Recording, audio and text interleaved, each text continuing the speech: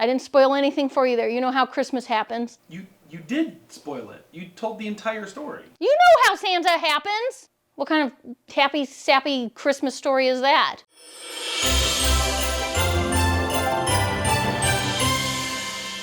Hello, everybody. We're over halfway there. I'll try that again. We're over halfway there. Excuse me. Number 17 today on Andy's holiday count up to Christmas. 17 out of 25. It is the movie Klaus. Also found on Netflix. You can tell which streaming service I prefer. Okay.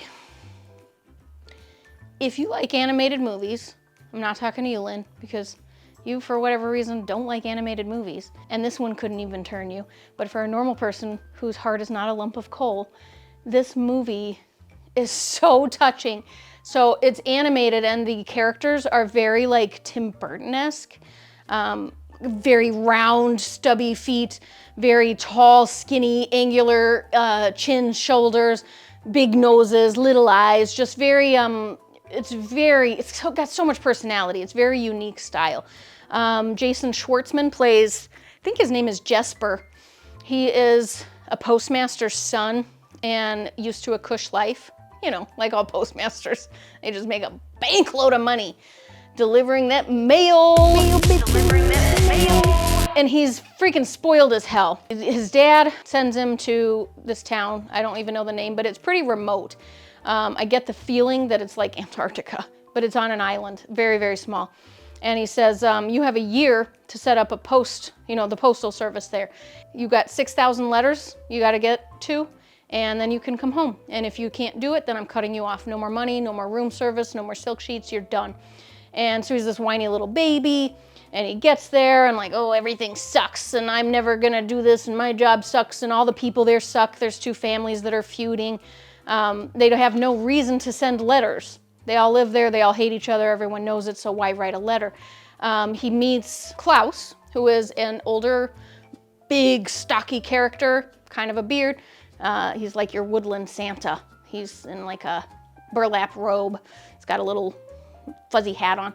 He's kind of gruff, but he makes toys, or he has a house full of toys, and he accidentally gets this picture that blows over to him that a kid had drawn, and he gets Klaus, and he says, take me where he lives, and he tells Klaus to break and enter, Klaus gets Jesper to break and enter and leave this kid a present. The kid wakes up the next day, he's amazed, he tells all of his friends, you write a letter to Klaus that lives in the woods and you get a toy back. So all of the kids all of a sudden want to start sending letters.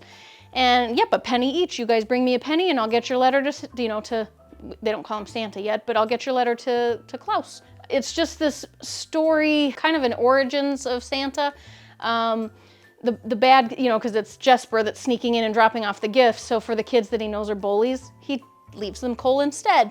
And then the next day they're like, well, he can't be real because why didn't I get a present? I asked for this and that. And he said, you weren't nice. You didn't deserve one. And they said, well, how does he know? And he says, he knows everything. He knows when you're sleeping. He knows when you're awake. He knows when you're good. He knows when you're bad.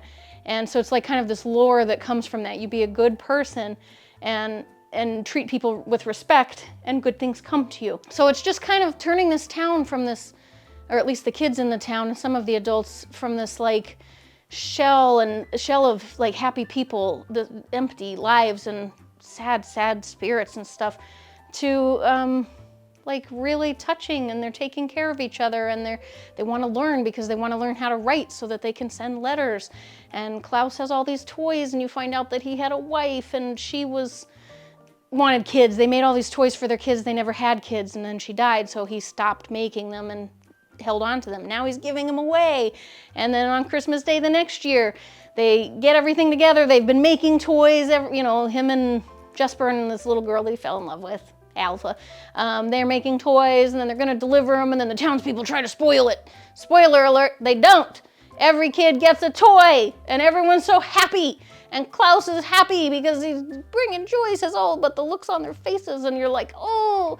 And Klaus is played by J.K. Simmons. You are a worthless, friendless, lip little piece of shit whose mommy left daddy when she figured out he wasn't Eugene O'Neill, and who is now weeping and slobbering all over my drum set like a fucking 9-year-old girl. Sounds a little bit like Seth Rogen, sounds a little bit like John Goodman. It's not, it's J.K. Simmons.